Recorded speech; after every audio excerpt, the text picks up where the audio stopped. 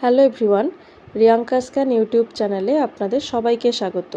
আজকের ভিডিওতে আমি পোষণ ট্র্যাকার রিলেটেড কিছু প্রশ্নের উত্তর দেব। পোষণ ট্র্যাকার নিয়ে অঙ্গনওয়াড়ি ওয়ার্কার দিদিরা আমাকে কমেন্ট সেকশানে বিভিন্ন রকম প্রশ্ন করেছেন। কিছু আমি উত্তর দিতে পেরেছি, কিছু এক্সপ্লেনেশন দরকার, সেই জন্য আজকের ভিডিওটি বানাচ্ছি।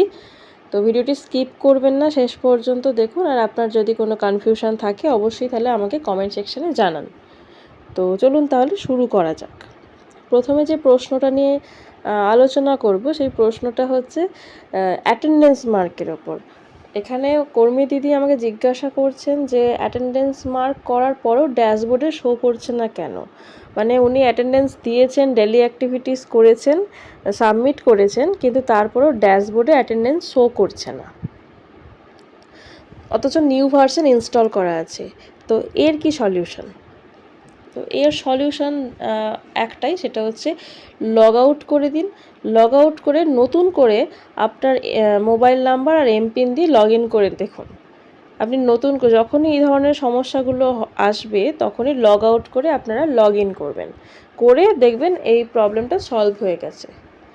অনেক সময় কি হয়, অনেক সময় অ্যাপে কাজ করতে করতে অনেক সময় হ্যাং করে। তো যখন এরকম সমস্যা হবে একবার লগ আউট করে দেবেন, করে আবার লগ ইন করবেন, করে কাজ করবেন। এটাই এর সলিউশন। মানে অ্যাটেন্ডেন্স মার্ক যখন করছেন কিন্তু তারপরেও ড্যাশবোর্ডে শো করছে না, তখন আপনারা এটা করবেন। পরে যে টপিকটা নিয়ে আলোচনা করব সেটা হচ্ছে বেনিফিশিয়ারি মাইগ্রেশন। এই বেনিফিশিয়ারি মাইগ্রেশন রিলেটেড একটি প্রশ্ন, যেটা বিভিন্ন ওয়ার্কার দিদিরা আমার কমেন্ট সেকশানে লিখেছেন। মানে একই প্রশ্ন, একই সমস্যা বিভিন্ন জনের। তো প্রশ্নটা এইরকম, সেটা হচ্ছে বেনিফিশিয়ারি অন্য এডব্লিউসি থেকে সেই ওয়ার্কার দিদির এডব্লিউসিতে এসেছেন এবং তাকে মানে বেনিফিশিয়ারিকে মাইগ্রেশন করার সময় যখন ওটিপি দিয়ে ভেরিফাই করতে যাওয়া হচ্ছে তখন এরর মেসেজ শো করছে। এই প্রশ্নটা মানে এই একই প্রশ্ন বিভিন্ন ওয়ার্কার দিদিরা আমার কমেন্টে লিখেছেন। মানে এই প্রশ্নটা ভীষণ ভাইটাল, এই টপিকটা, এবং বিভিন্ন ক্ষেত্রেই সমস্যা হচ্ছে। তো সলিউশনটা দেখুন। প্রথমে বলি এর কারণ। বেনিফিশিয়ারি মানে এরর মেসেজ শো করার কারণ এটা হতে পারে যে বেনিফিশিয়ারি যে ডিটেলটা বসানো হচ্ছে সেই ডিটেলটা হয়তো ভুল হতে পারে। তো সেক্ষেত্রে বলবো ওয়ার্কার দিদিকে ডিটেলটা অবশ্যই ভালো করে চেক করে নিন। যদি দেখেন ডিটেলটা ঠিক করে লেখার পরেও এরর মেসেজ শো করছে, তাহলে ধরে নিতে হবে যে সেই বেনিফিশিয়ারি আগে যে সেন্টার থেকে পরিষেবা নিতেন সেই সেন্টারে এখনও ট্যাগড হয়ে রয়েছেন। মানে সেই সেন্টারে যেখান থেকে আগে তিনি পরিষেবা নিতেন সেই সেন্টার থেকে এখনও তাকে মাইগ্রেট আউট করা হয়নি। তাহলে আমাদের কাজ কি? তাহলে বলবো বেনিফিশিয়ারি এখন যে সেন্টারে এসেছেন সেই সেন্টারের ওয়ার্কার দিদিকে অবশ্যই আগে যে সেন্টারের সঙ্গে উনি ট্যাগ ছিলেন সেই ওয়ার্কার দিদির সঙ্গে যোগাযোগ করতে হবে এবং তাকে বলতে হবে যে তার পোষণ ট্র্যাকার অ্যাপ থেকে বেনিফিশিয়ারিকে মাইগ্রেট আউট করে দিতে। উনি যখনই মাইগ্রেট আউট করে দেবেন তখনই কিন্তু আপনারা বেনিফিশিয়ারি মাইগ্রেশন করে তাকে সাকসেসফুলি আপনার বেনিফিশিয়ারির লিস্টে জায়গা দিতে পারবেন এবং তাকে পরবর্তী ক্ষেত্রে সমস্ত পরিষেবা দিতে পারবেন। এটা একমাত্র একটা কারণ হতে পারে, আগের যে সেন্টারে সেই বেনিফিশিয়ারি ট্যাগ ছিলেন সেখান থেকে তাকে মাইগ্রেট আউট করা হয়নি। তো মাইগ্রেট আউট করে দিলে এই সমস্যাটার অ্যারাইজ করবে না। একবার যখন তিনি সেই সেন্টার থেকে মাইগ্রেট আউট হয়ে যাবেন, তাহলে উনি যে সেন্টারেই যান না কেন সেখানে তার আধার কার্ডে যে নামটা রয়েছে সেই নামটার মোবাইল নাম্বারটা ঠিকঠাক করে দিলে ঠিক মানে ভেরিফিকেশান সাকসেসফুল হবে। তো এরকম দেখেছি সচরাচর অনেকেরই এই সমস্যাটা হচ্ছে। তো দেখুন আরেকবার ট্রাই করে, হয়তো আর প্রবলেমটা হবে না। বেনিফিশিয়ারিকে জিজ্ঞাসা করুন আগে যে সেন্টারে ছিলেন সেই সেন্টারের ওয়ার্কার দিদির সঙ্গে যোগাযোগ করুন, করে তাকে ইমিডিয়েটলি মাইগ্রেট আউট করতে বলুন, তাহলে ঠিক হয়ে যাবে।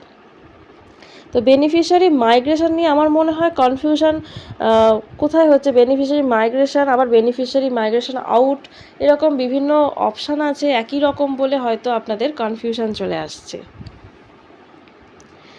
আচ্ছা, নেক্সট আরেকটা টপিকে যাচ্ছি, মানে প্রশ্নে যাচ্ছি, সেটা হচ্ছে সিবিই রিলেটেড। সিবিইতে আমাকে একজন জানতে চেয়েছেন, একজন ওয়ার্কার দিদি, যে সিবিইতে সুপুষ্টি দিবসের ডেট দেওয়া যাচ্ছে না। তো আমি পরে ভেরিফাই করে দেখতে পেলাম যে সিবিইতে অলরেডি 2টো ইভেন্ট বসানো রয়েছে। তাই জন্য মানে এর উত্তর এটাই যে সিবিইতে দুটো ইভেন্টই বসানো যায়, দুটোর বেশি ইভেন্ট বসানো যায় না। এটা ঠিকই যে অঙ্গনওয়াড়ি কেন্দ্রে প্রচুর ইভেন্ট পালন করা হয়, বিভিন্ন রকম ইভেন্টস থাকে, কিন্তু পোষণ ট্র্যাকারে ম্যাক্সিমাম দুটো ইভেন্ট আপলোড করা যায়। তো সেক্ষেত্রে অলরেডি যেহেতু দুটো ইভেন্ট আগে থেকেই মানে বসানো আছে আগে থেকেই, তো নতুন করে আর তৃতীয় কোনো ইভেন্ট ওখানে বসানো যাবে না, সে সুপুষ্টি দিবসই হোক বা যে কোনো দিবসই হোক। তাই জন্য আপনারা মাসের প্রথমেই ডিসাইড করে নেবেন যে কোন কোন দিবসগুলোকে আপনারা ইভেন্টে দেখাবেন। আমি আগেও একটা ভিডিওতে বলেছি, একটা ভিডিওতে না বহু ভিডিওতেই বলেছি যে সুপুষ্টি দিবসটাকে অবশ্যই রাখবেন। পোষণ ট্র্যাকারে যখন সিবিই আপলোড করছেন, সুপুষ্টি দিবসটাকে সবসময় ফার্স্ট প্রায়োরিটি দেবেন, সুপুষ্টি দিবসটাকে অবশ্যই রাখবেন। তারপর আরেকটি ইভেন্ট যে থাকছে সেখানে আপনারা অন্নপ্রাশন দিবস দিতে পারেন, ইসিসিটা বসাতে পারেন, অন্য যে কোনো ইভেন্ট আপনারা দিতেই পারেন, কিন্তু সুপুষ্টি দিবসটাকে অবশ্যই রাখবেন। কারণ সুপুষ্টি দিবসটাকে প্রচুর প্রায়োরিটি দেওয়া হয় স্টেটের এন্ড থেকে, এবং রিপোর্টিংয়ের সময় ওটার সঙ্গে পোষণ ট্র্যাকারের রিপোর্টিংকে ম্যাচ করানো হয়, মানে কম্প্যারিজন করানো হয়। তো তখন কিন্তু হিউজ প্রবলেম, মানে হিউজ ডিফারেন্স চোখে পড়ে। তো সেই জন্য বলছি সুপুষ্টি দিবসটাকে অবশ্যই টার্গেট করবেন।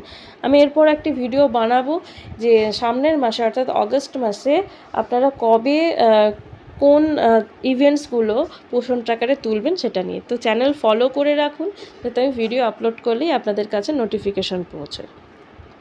ও আর একটা প্রশ্ন বলে দিই সিবিই রিলেটেড, আমাকে অনেকদিন আগে একজন দিদি এই কমেন্টটা করেছিলেন যে উনি একটা ইভেন্ট বসিয়েছিলেন, সেই ইভেন্টের ডেটটা ভুল হয়ে গিয়েছিল, তো সেই ইভেন্টের ডেটটা ঠিক করা যাবে কি না সেটা আমাকে জিজ্ঞাসা করেছিলেন। তো এর উত্তরে বলবো ইভেন্ট একবার যখন সাবমিট হয়ে যায় তখন আর ডেটটাকে চেঞ্জ করা যায় না। তো যাই হোক, একবার ভুল হয়ে গেছে, সামনের মাস থেকে চেষ্টা করবেন সেই ভুলটা যাতে আর না হয়। যখন আপনারা সিবিইতে ইভেন্ট তুলবেন তখন ডেটটা খুব কেয়ারফুলি সিলেক্ট করবেন এবং ইভেন্টটা সিলেক্ট করে আপনারা সাবমিট করবেন। তো মোটামুটি সিবিই নিয়ে হয়তো আর কারোর কোনো সমস্যা থাকবে না। এবার নেক্সট একটা টপিকে চলে যাচ্ছি। নেক্সট টপিকটা হচ্ছে গ্রোথ মনিটরিং ডিভাইসের ওপর। গ্রোথ মনিটরিং ডিভাইসের কথা হয়তো আপনারা অলরেডি শুনেছেন, আমি অলরেডি আমার চ্যানেলে ভিডিও আপলোড করেছি যে গ্রোথ মনিটরিং ডিভাইস আপনারা কি পাবেন, এবং ডিভাইসগুলো যখন আপনারা আপনাদের প্রজেক্ট অফিস থেকে রিসিভ করবেন তখন আপনারা বক্সের মধ্যে কি দেখে নেবেন, মানে কি পার্টস আছে, যন্ত্র বা যন্ত্রাংশ রয়েছে সেগুলো আপনারা দেখে নেবেন। সেই রিলেটেড আমি অলরেডি ভিডিও পাবলিশ করেছি, তো আপনারা যারা দেখেননি ভিডিওটা দেখে নেবেন। তাহলে কী হবে, রিসিভ করার সময় আপনারা দেখে নিতে পারবেন যে যন্ত্রটা ঠিকঠাক পেলেন কি না, কারণ যন্ত্র যদি খারাপ থাকে তখন কিন্তু রিপ্লেস করতে হবে।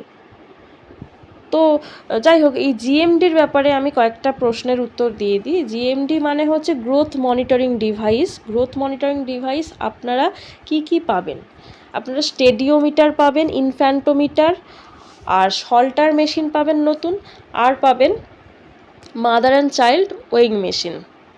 এই 4 রকম ডিভাইস পাওয়ার কথা। আপাতত 2 ধরনের ডিভাইস অর্থাৎ স্টেডিওমিটার আর mother and child weighing machine, যেটা এই দুটো ডিভাইস আমরা প্রজেক্ট লেভেলে হাতে পেয়েছি এবং আমি সেটারই আনবক্সিং ভিডিও আপনাদের দেখিয়েছি, এবং পরবর্তী ক্ষেত্রে আরও 2 ধরনের ডিভাইস আমরা পাবো, তো তখন আবার আমি আনবক্সিং ভিডিও দেখাবো। তো যাই হোক, এই গ্রোথ মনিটরিং ডিভাইসটা আপনারা প্রত্যেকেই পাবেন, প্রত্যেক সেন্টার পিছু একটি করে পাবেন। এখন প্রশ্ন হচ্ছে গ্রোথ মনিটরিং ডিভাইসটা কবে পাবেন, এটাও আমাকে একজন ওয়ার্কার দিদি জিজ্ঞাসা করেছেন। তো গ্রোথ মনিটরিং ডিভাইসটা অলরেডি প্রজেক্ট লেভেলে আসতে শুরু করেছে, এবং সামনের সপ্তাহের মধ্যে বা 10 দিনের মধ্যে প্রত্যেক এডব্লিউসি পিছু একটি করে গ্রোথ মনিটরিং ডিভাইস চলে আসার কথা। যদি ঠিকঠাক করে চলে আসে ঠিক সময়ে, তাহলে আপনারা পরবর্তী ক্ষেত্রে অগস্টের মধ্যেই পেয়ে যাবেন। অগস্টের মধ্যেই প্রজেক্ট অফিস থেকে আপনারা পেয়ে যাবেন। চ্যানেল ফলো করে রাখুন, যখন চলে আসবে বা কীভাবে আপনারা রিসিভ করবেন কি দেখে সেগুলো আমি বলে দেবো, বা ওই মেশিনগুলো আপনার সেন্টারে নিয়ে গিয়ে কীভাবে ইনস্টল করবেন, কীভাবে কাজ করবেন সেগুলো আমি সবই দেখিয়ে দেবো। তো গ্রোথ মনিটরিং ডিভাইসের ব্যাপারটা নতুন, সেই জন্য আমি একটু ভালো করে বলে দিলাম। এবার এরপরেও যদি কোনো কনফিউশন থাকে তাহলে আমাকে অবশ্যই জিজ্ঞাসা করবেন। তো মোটামুটি এই হলো আজকের ভিডিও। যদি আমার মনে হয় না যে টপিকগুলো নিয়ে আলোচনা করলাম সেই বিষয়ে আর কোনো কনফিউশন আছে বলে। যদি অন্য কোনো টপিক নিয়ে আলোচনা করার প্রয়োজন পড়ে তাহলে অবশ্যই আমাকে জানাবেন।